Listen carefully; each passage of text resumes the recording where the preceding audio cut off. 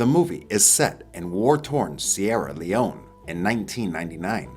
We meet a local fisherman, Solomon Vandy, and his family. Solomon is walking with his son, Dia, when suddenly, groups of the Revolutionary United Front, RUF rebels attack his village. His wife, Jassy, and his family escape, but Solomon is captured by the rebels. All the surviving men and young boys are rounded up. The leader of the rebels, Captain Poison, claims that no hands means no voting. Luckily, Solomon is allowed to keep his hands, but he is taken away to work in the diamond mines. Elsewhere, Captain Poison watches captured men searching for diamonds. A man finds a diamond and tries to hide it in his mouth, but is then shot by the captain. Sometime later, we meet Danny Archer, a South African smuggler and ex-soldier. He's met and taken to Commander Zero, who pays him in diamonds. In the next scene, Danny poses as a photographer and is stopped by soldiers, who find the hidden diamonds. He tries to bribe the soldiers and says he's good friends with Colonel Kutsi, but it doesn't work and he's arrested. In the diamond mines, Solomon finds a giant pink diamond. He then secretly hides it between his toes and sneaks off to bury it.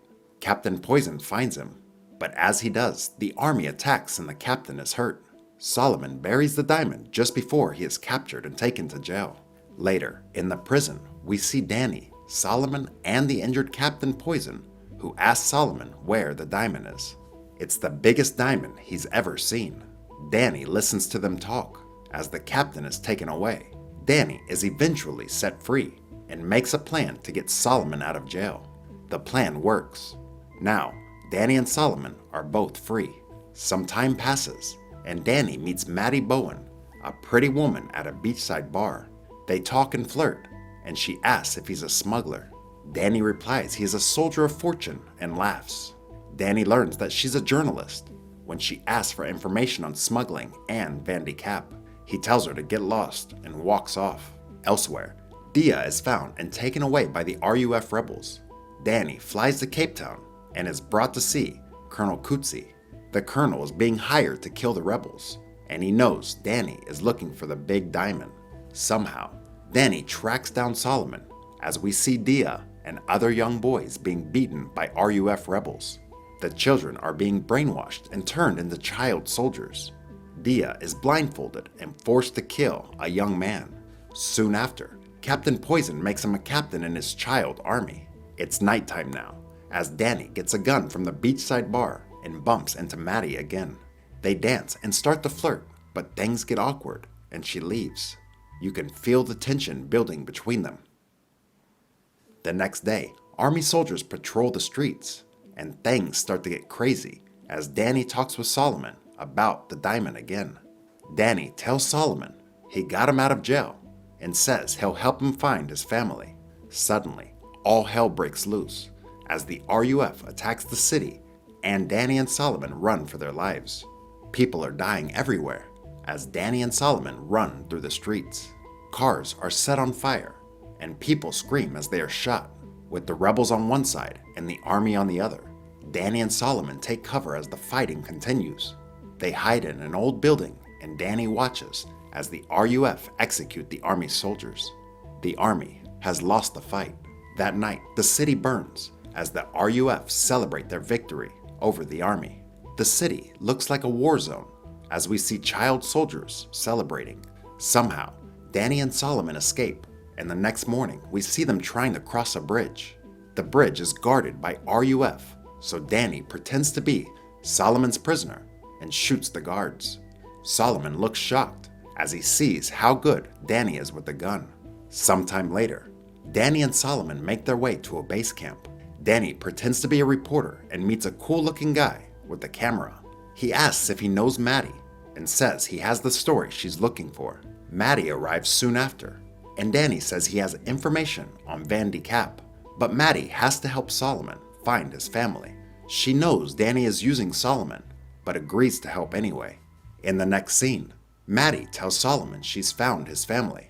They walk to a massive refugee camp, and Maddie gives a soldier paper with the names of Solomon's family. Maddie takes photos through the fence as Solomon scans the groups for his family. There are people everywhere, but Solomon spots his wife and family. They run to the fence and hold hands as Jassy tells him Dia was taken by the RUF. Solomon screams as soldiers hit him through the fence. It's a heartbreaking scene. After the emotional scene, we see a sad-looking Solomon inside a helicopter with Maddie and Danny. His family will not be released until the war is over, and he tells Danny the diamond is buried nearby. Solomon looks depressed as he talks to Danny about his son, and Danny goes to talk with Maddie. She argues with him and says people back home wouldn't buy a diamond ring if they knew it cost someone else their hand. Danny asks her to help them get to Kono. He'll be a journalist and Solomon will be the cameraman. When she says no, Danny starts to tell her how the diamonds are smuggled and moved around different countries. Vandy Cap knows all about it and controls the market prices of diamonds. Danny shows Maddie a book with names, dates, and bank accounts to help her story. His life is in her hands now. Soon after, Danny, Maddie, and Solomon get on a bus full of journalists and they head off to Kono. They have an army escort and they stop when they find an ambushed group of people on the side of the road. Suddenly, they are attacked by the RUF. Solomon gets into a car with Danny and everyone else. They drive away from the gunshots. Now, we get to see inside the RUF base where child soldiers are given guns and take on cool names to sound tough. Baby Killer, the Master of Disaster, and Dia is now See Me No More. They attack and kill villagers. Meanwhile, back in the car, the driver is shot and the journalists are attacked and killed. Danny kicks the body out of the car and tries to drive away from the RUF. There are some tense action scenes as the RUF chases Danny until he crashes the car. Soon after, we see that Danny, Maddie, and Solomon have escaped into the jungle, where they are being watched by local militia. They are scary looking, but Maddie manages to talk to them and even takes a selfie with them. Ubani, the leader, takes them through the jungle to a house with lots of children outside. We meet Ben, who runs a school and tries to help former RUF child soldiers. The next day, Ben is driving when he is shot. Danny and the others are in the car and quickly take him to Colonel Kutzi's army base for help. At the army base, Danny is told he has to join with the colonel and fight, and Maddie is told to evacuate. Danny gives Maddie the book to help her report and get some supplies. Maddie gives Danny her number and takes his photo before she gets on the plane. The love is sparkling between these two. Soon after, Danny and Solomon run off and go searching for the diamond. Later that night, Danny and Solomon are shot at by the RUF when Solomon thinks he sees Dia. They hide in the jungle and later we see them walking through a burnt down village. There is an RUF camp nearby and Danny and Solomon fight when Solomon tries to go off looking for Dia. It gets very emotional as Solomon screams at Danny. While walking and talking about family, Danny tells Solomon if they find the diamond, he'll quit smoking. Later, Solomon talks about peaceful times and how good his son is. Sometime after, Danny and Solomon find the mining camp, and Danny orders in an airstrike. That night, Danny wakes up to find Solomon has gone down into the camp to look for Dia. Solomon sneaks around the camp and finds his son, drinking and playing cards, but Dia calls him the enemy and pushes him away. In the next scene, Captain Poison has captured Solomon and tells him he will find the diamond for him. If he doesn't, the captain will find and kill his family. As the captain holds a knife to Dia's neck, the helicopters arrive and start their attack. We see Danny fighting the RUF as Colonel Kutzi and the helicopter destroys the mining camp. It's action time. Solomon kills Captain Poison and Danny saves Dia. After lots of fighting, the colonel lands and tells Solomon to find the diamond for him. Of course, he doesn't trust the colonel, so Danny offers up Dia. He'll do anything to keep him safe. They walk off looking for the diamond and find a spot where men have already been digging. A few soldiers surround Solomon as he digs.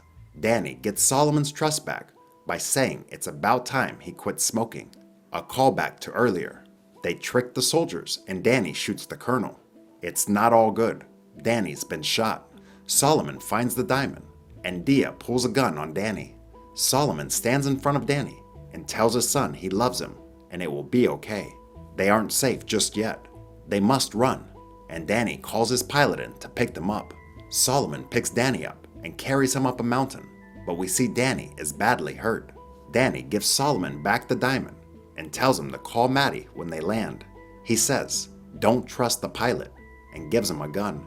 Suddenly, they are shot at. Danny stays back while Solomon and Dia run to safety. Danny calls Maddie and tells her to meet Solomon and Dia.